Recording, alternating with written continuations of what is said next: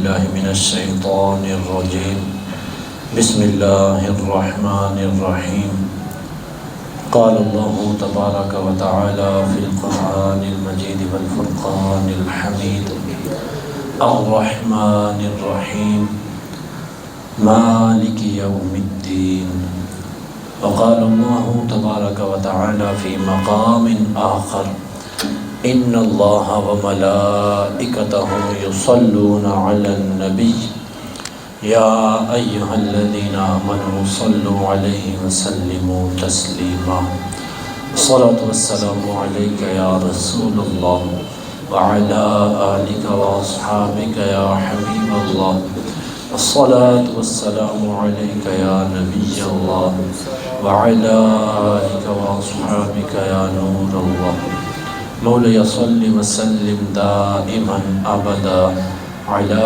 حبيبك خير الخلق كلهم هو الحبيب الذي ترجى شفاعته لكل هول من الأهوال مقتهب يا رب بالمصطفى بلغ مقاصدنا واغفر لنا ما مضى يا واسع الكرم. مختصر حمد و صلات کے بعد ہم نے پچھلے 2 جمعے سورہ فاتحہ ہی کی ابتدائی چند آیات کے متعلق کچھ باتیں سنی تھی. اللہ جل شانہ سورہ فاتحہ کے شروع میں ارشاد فرماتا ہے الحمدللہ رب العالمین. تو اس کے متعلق ہم نے سنا کہ جتنی بھی تعریفیں ہیں، جتنی بھی حمد ہے، جتنا بھی شکر ہے، وہ اللہ تبارک و تعالی ہی کا ہے. ہمیں ہر وقت رب تبارک و تعالی ہی کی حمد کرتے رہنا چاہیے. اور پھر آگے یہ بھی سنا کہ رب العالمین، کہ رب تبارک و تعالی یہ تمام جہانوں کو پالنے والا ہے. اب آگے اللہ جل شانہ ارشاد فرماتا ہے، فرمایا الرحمن الرحیم، جو کہ مہربان رحم فرمانے والا ہے. مالک یوم الدین، یوم جزا کا مالک ہے. مسلمان بندہ جو ہوتا ہے اس کو حکم ہے کہ یہ خوف و رجا، امید اور خوف، ان دونوں چیزوں کے درمیان رہے. اب یہ جو 2 آیات ہیں ہم ان میں بھی غور کرتے ہیں، اور قرآن کے اندر آپ کئی ایک اور مقامات کے اوپر دیکھیں گے اللہ تبارک و تعالی نے جہاں پر کفار کا تذکرہ کیا، جہنم کا تذکرہ کیا، ساتھ میں اللہ تبارک و تعالی نیک بندوں کا تذکرہ فرماتا ہے اور جنت کا تذکرہ فرماتا ہے. یوں ہی اگر کہیں پر پہلے جنتیوں کا تذکرہ ہو تو اس میں بھی بعد میں کئی ایک مقامات ایسے ہیں جہنمیوں کا تذکرہ، عذاب کا تذکرہ، سزا کا تذکرہ یہ ہوتا ہے. تو یہ ساری چیزیں ہمیں اس بات کی تربیت دیتی ہیں کہ اللہ جل شانہ کی رحمت کا ہمیں امید بھی رکھنی چاہیے، اور ساتھ میں اللہ جل شانہ کا خوف بھی دل کے اندر رکھنا چاہیے. ان دونوں چیزوں کو لے کر چلیں گے تو ہمارے لیے فلاح ہے. اور اگر ان دونوں چیزوں میں سے ایک کو بھی چھوڑیں گے، صرف رحمت کی طرف نظر رکھی اور رب کے عذاب کو بھول جائیں، یا صرف عذاب ہی کی طرف نظر رکھیں اور رحمت کو چھوڑ دیں، تو دونوں صورتوں میں فلاح نہیں ہے. بہرحال اللہ جل شانہ ارشاد فرماتا ہے الرحمن الرحیم، مہربان ہے، رحم فرمانے والا ہے. اللہ جو کہ سب کو پالنے والا ہے، تمام جہانوں کو پالنے والا ہے، وہ مہربانی بھی کرتا ہے اور وہ شفقتیں بھی فرماتا ہے. اللہ تبارک و تعالیٰ کے متعلق یہاں پر 2 صفات کو بیان کیا گیا. اللہ تبارک و تعالیٰ کی بہت ساری صفات ہیں، لیکن یہاں جو صفات بیان کی گئی قرآن کا آغاز ہے، اور آغاز ہی کے اندر سب سے پہلے تو بتا دیا کہ رب کی پاکی بولتے رہو، رب کی حمد کرتے رہو. پھر اس کے بعد ساتھ ہی رب نے اپنی 2 صفات یہاں پر ذکر کی تاکہ بندے کو پتہ چل جائے کہ میرا رب رحمان ہے، میرا رب رحیم ہے، میرا رب مہربانی فرمانے والا ہے، میرا رب کرم فرمانے والا ہے. تو بندہ مایوس نہ رہے دنیا کے اندر کہ دنیا میں چلا گیا ہوں، اب دنیا کے اندر آ گیا تو اب میں بالکل پھنس گیا ہوں، میں دنیا کے جنبیلوں میں پھنس گیا، میں مختلف کام کر رہا ہوں، میرے کام نہیں بن رہے، تو بندہ پریشان نہ بالکل ہو جائے، بلکہ اس چیز کی طرف نظر رکھے کہ رب رحمان بھی ہے، رب رحیم بھی ہے، اور رحمان اور رحیم ان دونوں کو ہم دیکھیں تو ان کی جو اصل بنتی ہے وہ ہے رحم، دونوں کے اندر را حا میم، رحم یہ لفظ پایا جاتا ہے۔ علماء بیان فرماتے ہیں کہ روایات سے یہ ثابت ہے، اللہ جل شانہ رحمان اور رحیم دونوں کا مطلب تقریباً سیم ہی ہے، مہربانی فرمانے والا۔ اللہ مہربان ہے، مہربانی فرمانے والا ہے، لیکن جو رب تبارک و تعالیٰ کی صفت رحمان ہے، مہربان ہونا، یہ دنیا کے لیے ہے، یعنی اللہ جل شانہ دنیا کے اندر مہربانی جو فرماتا ہے وہ صفت رحمان کا مظہر ہے۔ اب صفت رحمان جب دنیا کے اندر اس کا ظہور ہو رہا ہے، کفار ہو چاہے مسلمان ہو، کوئی بھی ہو، ہر ایک کو اس صفت سے فیض مل رہا ہے، ہر کوئی اس صفت کا صدقہ لے رہا ہے، ہر کسی کو اس مہربانی کے نیچے جگہ ملی ہوئی ہے۔ لیکن جو رحیمی کی صفت ہے وہ اللہ جل شانہ مسلمانوں ہی کے اوپر خاص کرے گا، اور وہ کل قیامت بھی ہوگی۔ تو رب تبارک و تعالیٰ مسلمانوں کے اوپر رحمان بھی ہے، رحیم بھی ہے۔ ایک حدیث مبارکہ کا مفہوم ہے، حضور نبی رحمت شفیع امت صلی اللہ تعالی علیہ وسلم ارشاد فرماتے ہیں، رب تبارک و تعالیٰ کی 100 رحمتیں ہیں، ان میں سے ایک رحمت یہ دنیا کے اندر رب تبارک و تعالیٰ نے اس کا ظہور کیا، تو وہی رحمت ہے جو دنیا کے اندر آئی تو ماں یہ اپنے بچے سے پیار کرتی ہے، وہی ایک رحمت ہے جو دنیا کے اندر جب اس کا ظہور ہوا تو باپ اپنے بچے پر شفقت کرتا ہے، وہی ایک رحمت ہے جس کا دنیا کے اندر ظہور ہوا تو لوگ آپس میں پیار محبت کے ساتھ رہتے ہیں، وہی ایک جو رحمت ہے اس کا دنیا کے اندر ظہور ہوا تو ہم دیکھتے ہیں جانور اپنے بچوں سے پیار کرتے ہیں، چڑیا میلوں کا سفر طے کر کے اپنے منہ کے اندر ایک دانہ لے کر چلتی ہے اور اپنے گھونسلے کے اندر آ کر اپنا جو چھوٹا بچہ ہے جو ابھی اڑ نہیں سکتا اس کے منہ کے اندر ڈال دیتی ہے۔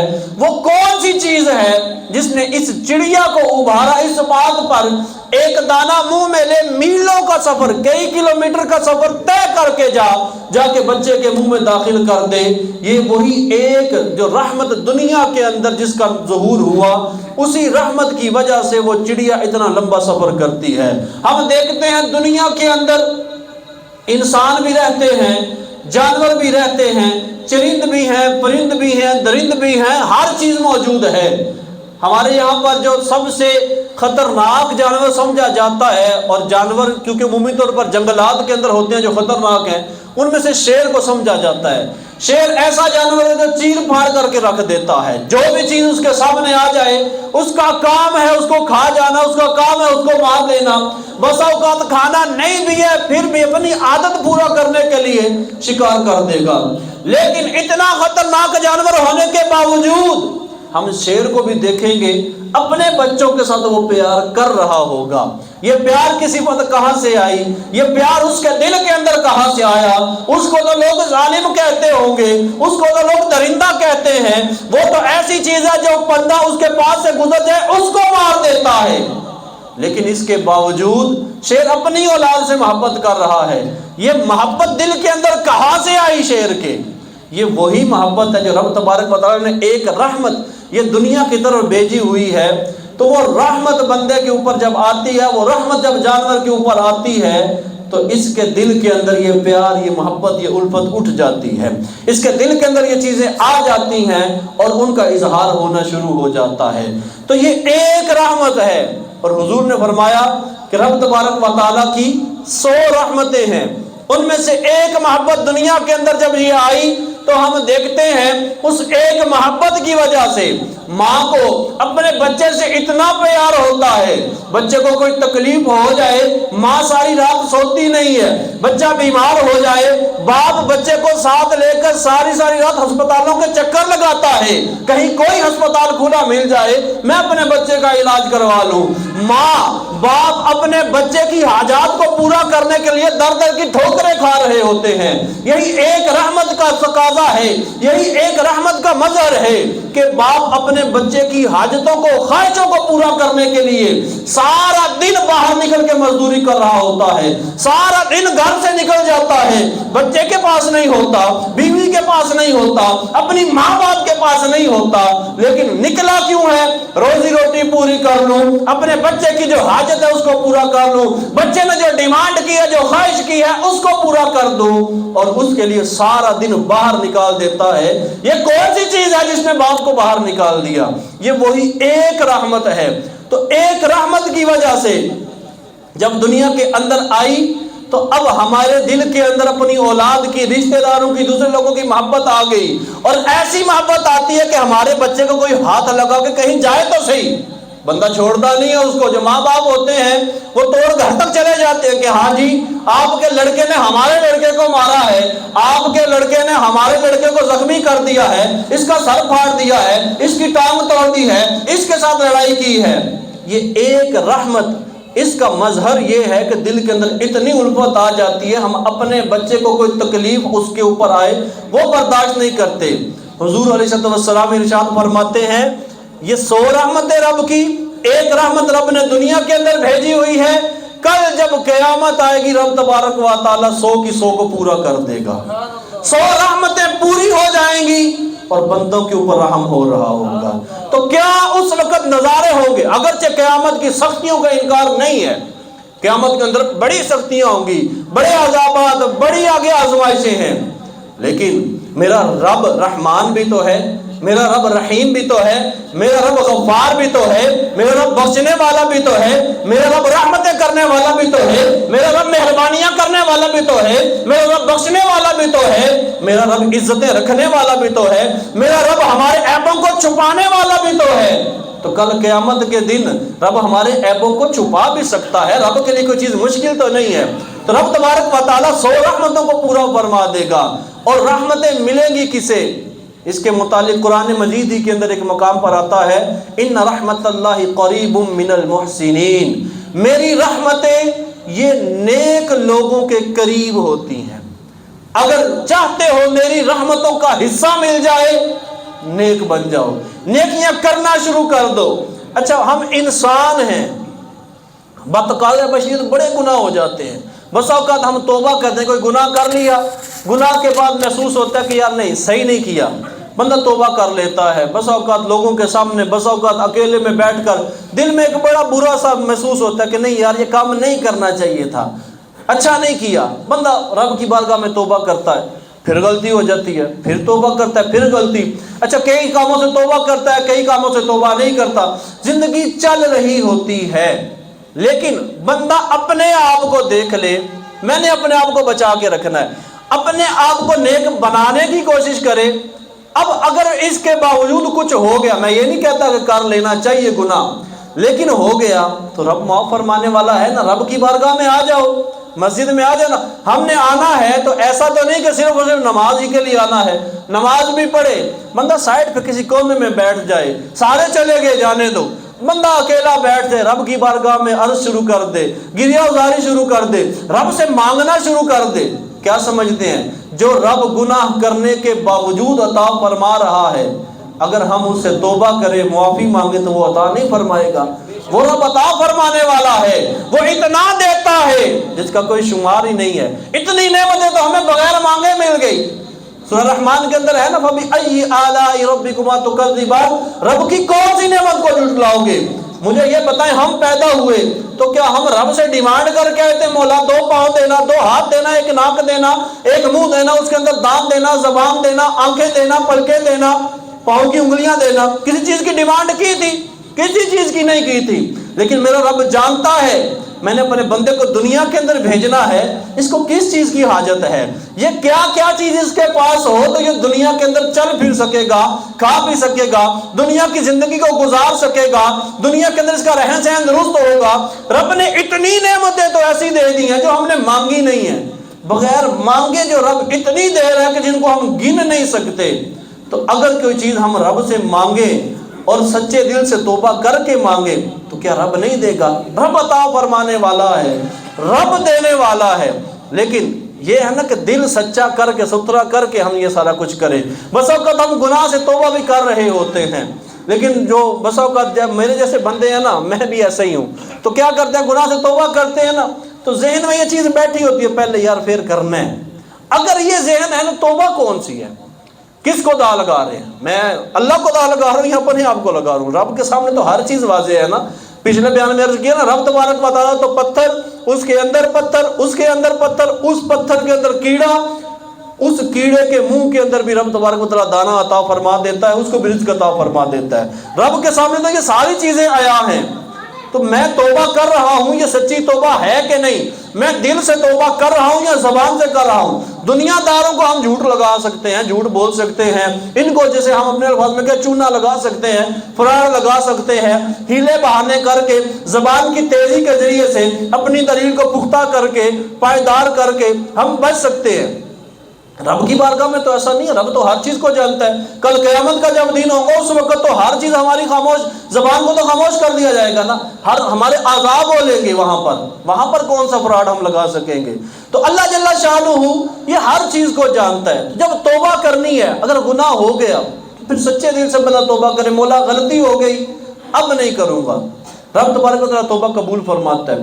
بس اوقات ایسا ہوتا ہے سچے دل سے توبہ کی ہے، مولا نہیں کروں گا، لیکن کچھ دنوں کے بعد پھر وہی گناہ ہو جاتا ہے با اختیار۔ ایسا نہیں کہ جان بوجھ کے کیا، کو ہو گیا گناہ، تو رب پھر توبہ قبول کرنے والا ہے، پھر رب کی بارگاہ میں توبہ کر لے۔ اس نے کب کہا میری بارگاہ میں توبہ کا دروازہ بند ہو چکا ہے؟ توبہ کا دروازہ تو کھلا ہوا ہے، جب تک کہ فرشتہ نظر نہیں آ جاتا توبہ کا دروازہ کھلا ہوا ہے، یا جب تک سورج مغرب کی طرف سے چڑھائی نہیں کر جاتا اس وقت تک توبہ کا دروازہ کھلا ہوا ہے۔ تو جب توبہ کا دروازہ کھلا ہے، اگر مجھ سے خطا ہو گئی تو دل کو منا لو اس بات کے اوپر کہ بھائی میں نے گناہ نہیں کرنا، پھر ہو گیا پھر رب سے معافی مانگ لے، پھر ہو گیا پھر رب سے معافی مانگ لے۔ تو رب تبارک و تعالیٰ رحمان ہے، رب رحیم ہے، مہربانی کرنے والا ہے، بڑا کرم فرمانے والا ہے، وہ بندے کو معاف کرے گا۔ تو رب تبارک و تعالیٰ سے معافی مانگتے رہنا چاہیے۔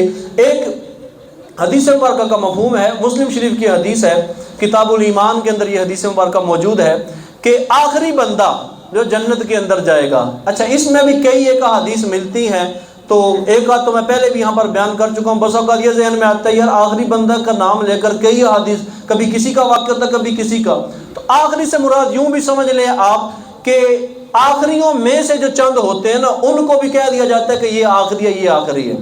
تو حدیث پاک ہے، مسلم شریف کی مفہوم ہے اس کا، آخری بندہ جو ہوگا نا وہ کبھی گھسٹ کے چل رہا ہے، کبھی وہ کسی طریقے سے پاؤں کے ذریعے چل رہا ہے، لنگڑا کے چل رہا ہے، کبھی آگ کے لپٹے اس کے اوپر آتے ہیں، آگ اس کو جلاتی ہے، بہرحال جلتے جلاتے چلتے چلاتے وہ آگے جب پہنچتا ہے، آگ سے بچ جاتا ہے، پل صراط کراس کر لیتا ہے، تو اب اس کو ایک آگے بڑا خوبصورت ترین درخت نظر آئے گا۔ حدیث مبارکہ کے اندر جب اس کو وہ درخت نظر آئے گا وہ رب کی بارگاہ میں عرض کرے گا، جہنم کے اندر اس کو نہیں داخل کیا، پل صراط تو پار کر لیا نا، رب کی بارگاہ میں عرض کرے گا، مالک و مولا اس درخت کے نیچے بیٹھنے کی اجازت دے دے، اے مولا اس درخت کے نیچے بیٹھنا چاہتا ہوں، بڑے آرام سے بڑے سکون سے۔ اللہ جل شانہ اس کو اجازت عطا فرما دے گا۔ اسی درخت کے ساتھ ایک وہ نہر سی بھی جاری ہوگی، تو وہ کہے گا مولا میں اس درخت کے پاس بیٹھنا چاہتا ہوں، اس کی نہر سے پانی پینا چاہتا ہوں، تو یہاں پر آنا چاہتا ہوں۔ مولا فرمائے گا کہ اس کے علاوہ کوئی اور فرمائش تو نہیں کرو گے؟ مولا نہیں کروں گا، اجازت مل جائے گی، درخت کے پاس جا کے بیٹھ جائے گا۔ کچھ وقت گزرے گا، اس کو ایک دم سے اپنی آنکھوں کے سامنے اس درخت سے آگے ایک اور بڑا خوبصورت ترین درخت نظر آئے گا۔ رب کی بارگاہ میں پھر عرض کر دے گا، مولا اس درخت کے پاس بیٹھنا چاہتا ہوں، ادھر بٹھا دے۔ رب فرمائے گا تو نے تو کہا تھا، وعدہ کیا تھا کہ مولا کچھ نہیں مانگوں گا، اور عرض کرے گا مولا بس یہ آخری چیز ہے، اس کے علاوہ اب کچھ نہیں مانگتا، یہاں بٹھا دے۔ رب تبارک و تعالیٰ اجازت عطا فرمائے گا، وہ بندہ وہاں پر بیٹھ جائے گا۔ بیٹھا رہے گا. اب کچھ عرصہ گزرے گا، وقت گزرے گا، اس کو ایک اور آگے درخت نظر آئے گا جو ان دونوں سے زیادہ خوبصورت ہوگا. یہ بندہ جیسے دیکھے گا دل اور لل جائے گا. بندہ نا، بندہ ویسے ہی حریص ہے اور باتوں سے پھرنے والا تو ہے ہی ہے. تو پھر رب کی بارگاہ مولا اے درخت کول بہن، رب تو نے پہلے وعدہ کیا تھا نہیں مانگا، مولا بس آخری گل اس تو بعد نہیں کچھ مانگتا. بندے کو بٹھا دو جی وہاں پر بندہ بیٹھے گا، ساتھ ہی جنت ہوگی. اب درخت کے پاس بیٹھا ہے، درخت کے نیچے بیٹھا ہے، جنتیوں کو دیکھ رہا ہے، جنتیوں کی نعمتوں کو دیکھ رہا ہے، ان کی باتوں کو سن رہا ہے، دل للچائے گا. پھر مول رب کی بارگاہ میں عرض کر دے گا اے مالک مولا جنت میں داخل ہونا چاہتا ہوں، جنت میں داخل کر دے. ایک روایت کے اندر ہے رب تبارک و تعالیٰ اسے ارشاد فرمائے گا بندے مانگ، جو مانگتا ہے مانگتا جا. رب تبارک و تعالیٰ سے بندہ جو کچھ مانگتا جائے گا رب تبارک و تعالیٰ ہر چیز اس کو عطا فرما دے گا. رب کی رحمت تو اتنی ہے کہ بندہ گناہ گار ہے، بندہ وعدہ کر کے وعدے سے پھر جاتا ہے، رب پھر بھی عطا کرتا ہے. تو اگر سچے دل سے توبہ کر لی جائے تو کیا رب عطا نہیں کرے گا؟ رب عطا کرنے والا ہے. تو فرمایا الرحمن الرحیم، مہربان ہے، رحم کرنے والا ہے، وہ رحم کرتا ہے. اچھا، رب کی صفات ہے مہربانی کرنا، رحم کرنا. ہم اس کے بندے ہیں، ہمارے اوپر رب رحم فرما رہا ہے، ہمارے اوپر رب مہربان ہے، تو ہم اس کے بندے ہیں. تو ہمارے لیے کیا یہ چیز نہیں ہونی چاہیے کہ ہم جو دوسرے ہیں ان کے اوپر مہربانیاں کریں؟ رب کی مخلوق کے اوپر ہم بھی نرم دلی سے کام لیں، ہم بھی ان کے ساتھ جب بھی کوئی تقاضا ہو تو نرمی کے ساتھ کریں. ہر وقت ماتھے کے اوپر بارہ بجائے رکھنا، زبان کے اندر کڑوا ایسا جیسے تنبا کھایا ہوا ہے ایسی زبان کڑوی کر دینا، اور ہر وقت کڑوی زبان کے ساتھ بولتے رہنا، اور کسی کو کبھی کسی بات کے اندر گنجائش دینا ہی نہ. تو یہ چیز ہمارے اندر نہیں ہونی چاہیے. کسی نے غلطی کر دی، کسی نے پریشان کر دیا، کسی نے تنگ کر دیا، کسی نے حق مار دیا، جو تقاضا ہے اس کو پورا کرے، لیکن جہاں تک ہو سکتی ہے اس میں نرمی کر لیں، جہاں تک ہو سکے اس کے اوپر مہربانی کر لیں. مقروض ہے، قرضہ لینا ہے، اس سے کہا تھا 1 مہینے میں دے دوں گا، 1.5 مہینہ ہو گیا نہیں دیا، تو کیا ہو گیا؟ اس کے پاس اگر نہیں بن رہا، آپ کو پتہ ہے کہ یار واقعی میں غریب ہے، آج کل موسم بھی ایسا ہے، اس کا سیزن نہیں ہے کام کا، یا ملکی حالات ایسے ہیں کہ آج کل کام وہ نہیں چل رہا، یا پھر کام تو اس کا چل رہا ہے لیکن ملکی حالات کی وجہ سے اس کا جو آمدن کی جگہ خرچ بہت زیادہ بڑھ چکا ہے، مہلت اس کو واقعی چاہیے، سمجھ آتی ہے، تو مہینے کی جگہ 1.5 مہینہ بھی ہو گیا. اگر ٹھیک ہے اس نے بات کی تھی نہیں دے سکا، اگر مجھے رب نے اتنی گنجائش دی ہے کہ میں اس کو مہینے 1 کی اور مہلت دے دوں، میرا کھاتا پھر بھی چلتا رہے گا، تو میں کیوں نہ دے دوں؟ میں اس کو کچھ اور دنوں کی مہلت کیوں نہ دے دوں؟ جتنے دنوں کی میں مہلت دوں گا اسے، ہر دن کے بدلے میں مجھے اتنا ہی مال صدقہ کرنے کا ثواب ملے گا. تو اتنا ثواب مل رہا ہے، میں نے 1,00,000 مرتبہ اس کو دیا، کہا مہینے کے بعد دے دینا، اس نے نہیں دیا. جتنے دن اوپر ہوتے جائیں گے ہر دن 1 لاکھ روپے صدقہ کرنے کا ثواب مل رہا ہے. اور کیا چاہیے مجھے؟ اگر میرے پاس گنجائش ہے تو میں ٹھیک ہے اس کو مہلت دے ہی رکھوں. سیدی اعلیٰ حضرت رحمۃ اللہ تعالی کے بارے میں تو آتا ہے آپ لوگوں کو قرضہ دیتے اور جان بوجھ کر مانگتا ہی نہ تھا، جو نہیں دیتا تھا نا معاف نہیں کرتے تھے قرضہ، لیکن اس سے مانگتے نہیں تھے. کیوں؟ کہ جتنے دن تک وہ نہیں دے گا میرا ثواب کھرا ہے، اینڈ پہ جا کے معاف کر دو جب کرنا ہے. تو جب تک جو زندگی ہے تو اتنا ثواب تو لے لو نا، تو ثواب بندہ کمائے، اپنا ثواب کی طرف آئے. تو رب تبارک و تعالیٰ کی صفات ہیں رحمان، رحیم، مہربانی کرنے والا، شفقتیں فرمانے والا. تو ہمیں بھی لوگوں کے اوپر ایسا ہی ہونا چاہیے. اللہ تبارک و تعالیٰ توفیق عمل سے نوازے. آمین بجاہ النبی الامین وصلی اللہ تعالی علیہ وسلم.